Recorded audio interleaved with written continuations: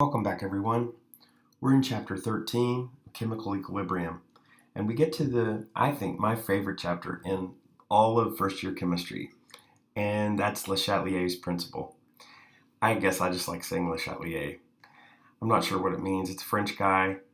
I think Chat is cat, so this might be like the cat herder. I don't know maybe French people herd cats. I don't know. Somebody did. In any case, this is fun, and I don't believe that many people do poorly on this. For some reason, over the years, I've sensed that most kids understand this and get it, okay? And it's dealing with everything we've done before. So you have to realize that most reactions are reversible. So it's not just reactants going to products in a one-way direction, but there is a kind of a back and forth where the products kind of break apart again into reactants and you're not sure which. And so you go to the trouble of measuring the concentrations after equilibrium. Remember, equilibrium is where the reactions or the products stop changing. So you end up with a certain amount of products and a certain amount of reactants, and it stabilizes there at the same amount.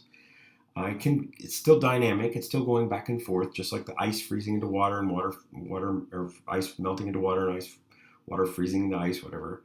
It's still dynamic, but yet you have the same amount of ice, same amount of water, same amount of people on the bus. That idea. Okay, so what you're going to see is if I know that most things are going to head towards the right, okay, but I don't want lots of things to go to the right. Let's say that going to the right means that my bologna on the counter is actually spoiling. That's a chemical reaction, and I don't want it to spoil. Okay, I've bought that bologna and I don't want it to spoil before I eat it. Okay, so what do I do to slow it down from a chemical reaction? I don't want that chemical reaction to occur. I don't want it to spoil. So what I do is I can tweak things. Okay, I can kind of affect things so that I don't get as much reaction. Or let's say that I work at a chemical company and I get a bonus where they give me a ticket to Hawaii if I can get it to go a little more to the right. That means the company's going to make more money. Okay, so I'm thinking of everything I can do to make more product. Okay, well, there's lots of things you can do. You can tweak things. Okay, so in this lesson, I want you to think of a balance board. Okay, like if you've ever been on the teeter-totter by yourself, like standing on the top of the teeter-totter, standing on the top of the teeter-totter, and you're trying to stay balanced. So if you go too much to the right, you have to kind of adjust and go to the left. So if you're going too much to the right and you want to go back to the left, you have to push more to the left. So it's a balance. I want you to think of it as balance. And if I'm moving too much to the right and I don't want to, how can I make it go more to the left? Or what can I do to make it go all the way to the right so I can get more money or a ticket to Hawaii or whatever? Okay, that's Le Chatelier. Le Chatelier is basically tweaking the chemical equation in such a way that it does what you want it to do. Okay, but you have to know what you want it to do and how to do that. So here's some examples. Okay, well, here's a principle first. Le Chatelier's principle states that any change in equilibrium conditions upsets the equilibrium. Okay, so if I change something, then I change the equilibrium. If I change the equilibrium, I can make more products or I can make more reactants. I can manipulate it the way I want. It also states that a system at equilibrium under stress will shift to relieve that stress. So for instance, if I am stressing, if I stress to the left, then the board on the right comes up so that it stabilizes. Like it will try to relieve that stress. That's what's happening with Le Chatelier. There will be a change in the rate of the forward or reverse reaction to return the system to equilibrium. Okay, so what's going to happen is if I do anything to the chemical reaction, anything at all, I'm changing the chemical equilibrium, which means I'm making less or more product, and then it stabilizes again, and I can make more product or less product the way I want to. Okay, I know that didn't make sense. I'll try to explain. Okay. Here's an example. For the reaction at equilibrium, A plus B yields C, and it's a reversible reaction, so C is breaking apart into A and B. I don't know what the K sub C is. Okay, let's say it really doesn't matter at this point. I want it to be bigger. If I want it to be bigger, what am I going to do to get more C? Okay. All right, so that's the question. If I add more A, what's going to happen? Okay. I've increased the concentration. If you remember the first lesson, 13.1, I said I can increase the rate of reaction by increasing the concentration. I add more 7th graders at the dance. If I had more 7th graders, remember the poor pitiful 7th grader who nobody would date, but if I gave him a million girls, it's possible that in that million girls, somebody would want to dance with him? That's the idea. If you increase the concentration of A big enough, then what will happen is that this poor B will have somebody to dance with, and then most of it will go to C. So if I add a concentration of one of the left reactants, one of the left components, then I'm driving it to the right. Okay? The rate of forward reaction increases to equal K sub C. Okay, so there's a new K sub C, and so that way you're going to get a new equilibrium. You have a new K sub C, and you'll end up with more product. Okay, now how did I do that again? I increased the amount of A. So if I increase one of the components on the left, it drives it to the other side.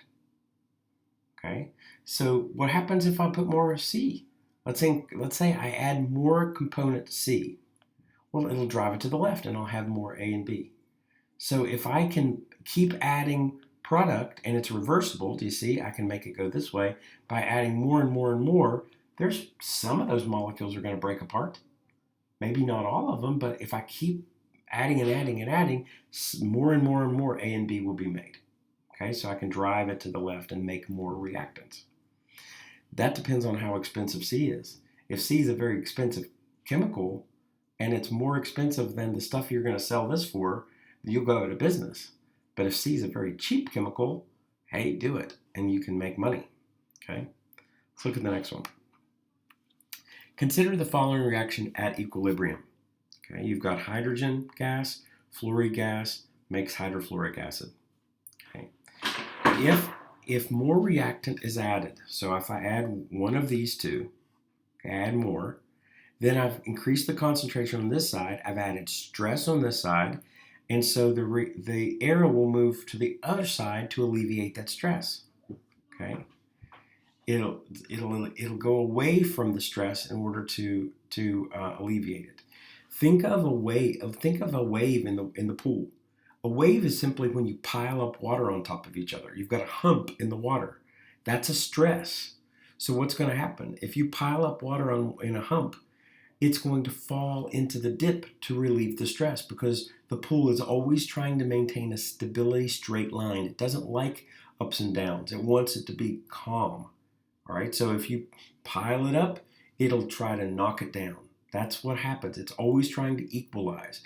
A chemical reaction will do the same. If you increase the reactants, it'll move the area to the right and make more products. Okay? The rate of forward reaction increases. So what happens to the K sub C? K sub C gets bigger as the more products are made. So if you add more reactants to this side, you're making more products. And if you make more products, the K sub C goes up. Okay? The effect of adding reactants shifts the equilibrium towards the products. Is that cool? So I think I can see that. That's easy. I like this. Also, if you add more products, it'll drive it backwards to where and you'll make more reactants. Okay. How about this one? When more HF is added, so this is a product, more H is added, there's an increase in the collisions of HF molecules, so they're more likely to break apart. Then more breaks apart and you get more reactants. So the rate of the reverse reaction increases and forms more of the reactants. Okay. Well, what happens to the K sub C? If you're making more reactants, then the K sub C must be getting littler. So it'll go below 1. Okay, so it'll go below 10 to the 0 and end up being 10 to the negative something. Okay, and the more and more reactants you get, the more lower your K sub C. Or even if your K sub C was huge, let's say your K sub C was 10 to the 11, so lots and lots of zeros, big, big, big, and I add more product, it'll drop the K sub C. Okay, maybe it won't go under 0 or under 1, but it'll still maybe go down to 10 to the negative or 10 to the positive 9. That's still 100 times less product that you're making, 100 times more reactant that you've got. Okay, so adding something on one side makes the arrow go away from you. Okay, makes the way. So if you're more reactant, then it'll make more products. If you're more product, it'll make more reactants. When you increase concentration, you drive the arrow to the other side, whatever that other side is. Okay, so if you add any of these two guys, you're going to make more product, and your right arrow will go up, and your K sub C will go up. If you add more product, your reactants will go up, which means your K sub C will go down. You'll get a smaller coefficient or equilibrium constant. Okay, what happens if you remove a reactant? Okay, if you add a reactant, that's like piling up the water. The water will move away from the pile towards the dip, okay, because it's trying to stabilize, it's trying to be a straight, flat pool. What if you have a dip? What if you remove a reactant? Well, what'll happen is if I create a dip, that means there's a pile somewhere, and the pile will fall into the dip. So if I remove a reactant, okay, let's say I remove one of the hydrogen or the fluorines, then what'll happen is these guys will move over, because removing one of these is the same as adding to the right. Subtracting from the left is the same as adding to the right. If I add to the right, it moves away from itself. So if I subtract from the left, it'll move towards the left. Okay? So let me see if I can put that into a sentence. If you increase the concentration of something, the arrow will go away from you.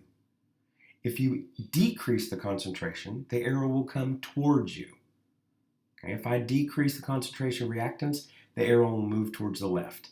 If I decrease the concentration of products, the arrow will come towards the right. It'll come towards what's dropping. It'll go away from what's raising. Okay? We just have to practice this. So what if I remove reactants? Okay? Or what if I remove products? This is the one removing products. It'll go towards products. If I remove reactants, it'll go towards reactants. If I add reactants, it'll go towards products. If I add products, it'll go towards reactants. Okay, because they're backwards of each other. Okay, so here's the example. If I've got PCl5 breaks down into PCl3 plus Cl2. Okay, so here's your products, here's your reactants. If I increase PCl5, that's here, the arrow shifts towards the right. Okay, so it's towards products. And I'll get more of these made. This is the products, I get more products. If I decrease PCl5, okay, that's a dip, then the arrow will come to fill that dip, so the arrow will be moving to the left, and I'll get more reactants and less products. Okay, what about PCl3? If I increase PCl3, it'll move away from PCl3, and I'll get more reactants. If I decrease PCl3, that's a dip, and it'll come towards me to fill the dip in. So you'll get more products. If I increase Cl2, it'll go away from me towards the reactants. If I decrease Cl2, it'll come towards me. Okay. And that's a learning check. We don't do those. Okay. A decrease in volume upsets the concentration. If the concentration is upset, it can upset the equilibrium. Right? So this is one of the things that you can tweak a little. If you put it into a smaller amount, you're forcing it into a smaller amount. You've changed the concentration. If you change the concentration, that's the same as adding one of the reactants or adding one of the products. So if I increase the concentration of reactants, it's the same as adding more. If I decrease the concentration, it's the same as removing. Okay, so it'll be exactly the same. If I increase the concentration by decreasing the volume, then it goes away from me. I'll show you. When a reaction at equilibrium contains different numbers of moles of reactants than products, then it's a decrease in volume. Okay. Remember, these are only gases we're talking about. The K sub C didn't have anything to do with solids or liquids. So really, we're only thinking about gases. So if I decrease the volume, and that means I increase the pressure, then sometimes I can mess with the concentrations of them. If I mess with the concentrations, it's the same as adding more component, and I can drive the arrow away from myself.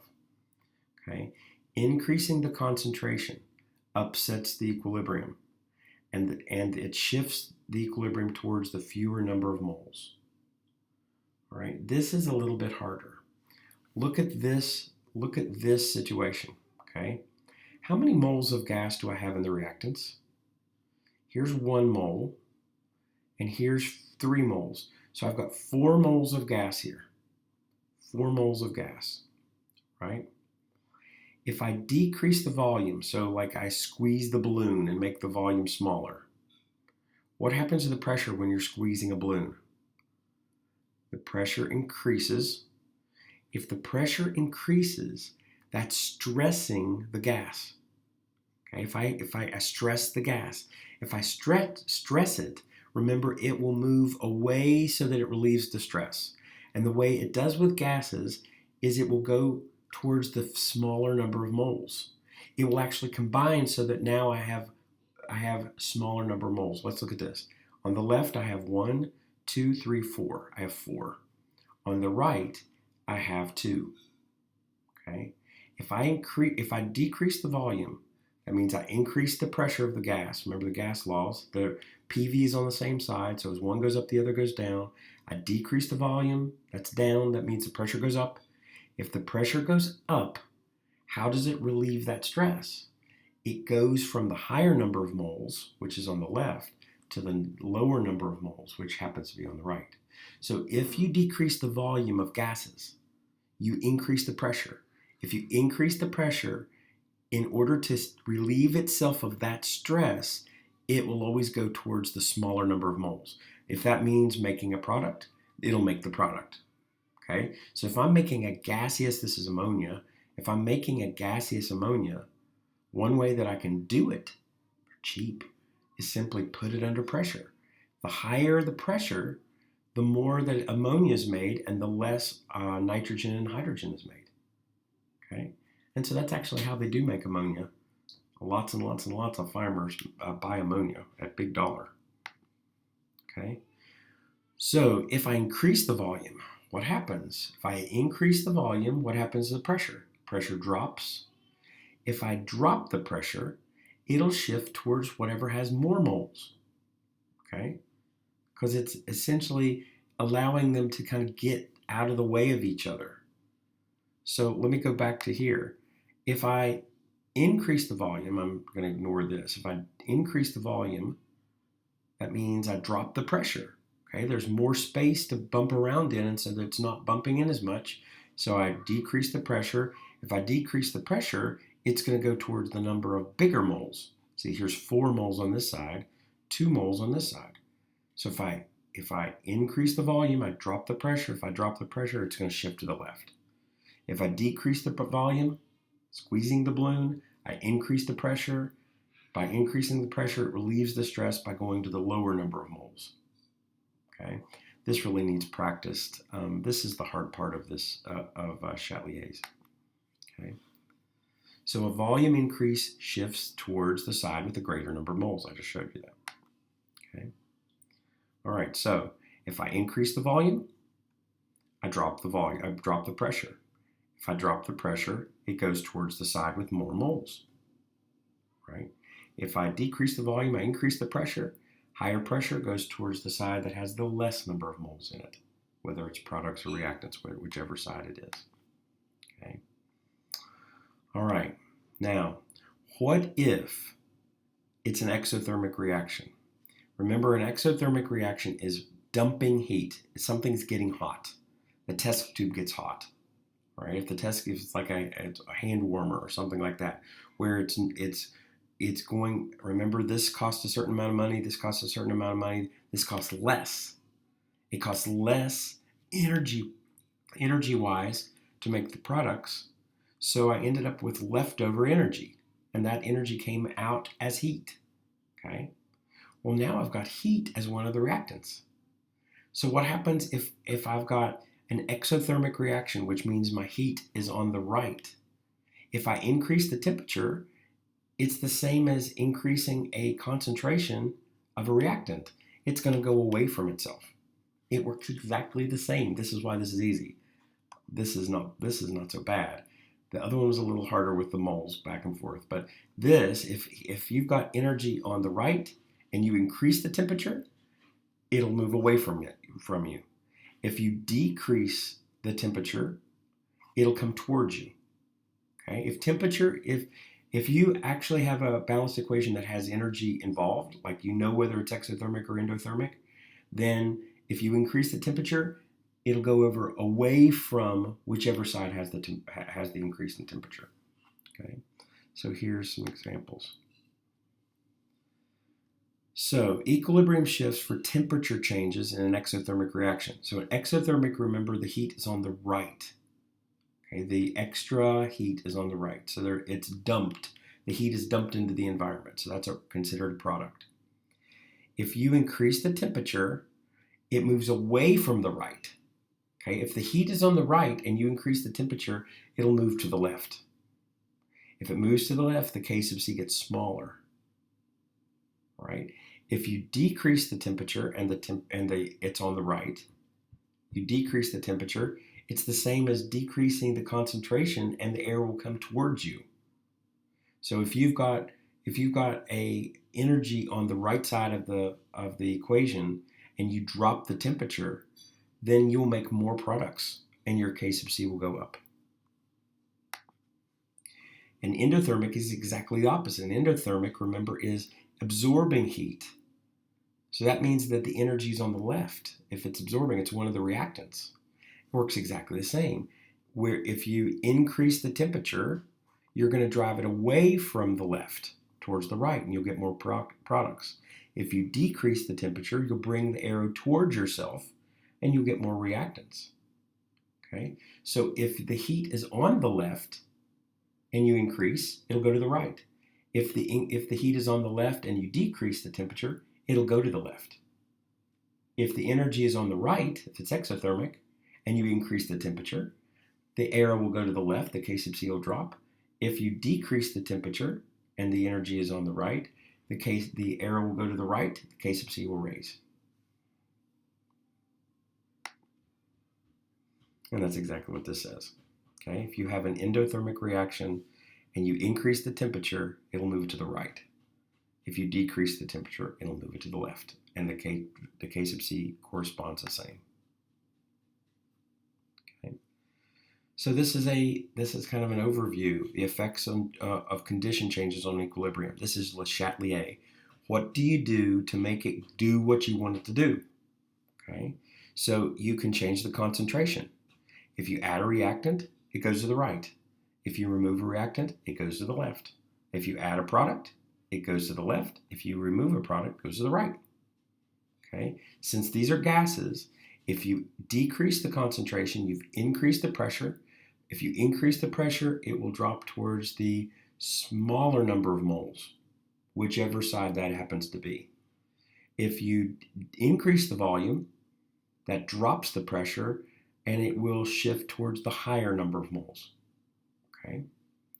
If it's an endothermic reaction and the energy is on the left, if you increase the temperature, it'll move to the right. If you decrease the temperature, it'll move to the left. If you have an exothermic reaction where you have the energy on the right and you increase the temperature, it'll move it to the left. If you decrease the temperature, it'll move it to the right. And the last thing is catalyst. Do you remember a catalyst changes the activation energy, makes it easier to actually combine? It's not so much energy that you need up front. If you add a catalyst, it does not change the equilibrium at all.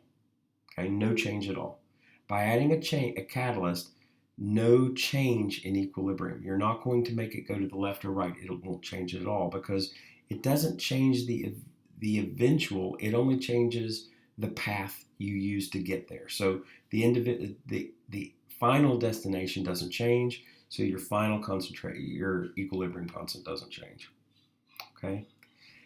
I have a lot of explaining to do in class, so please ask me whatever questions you have.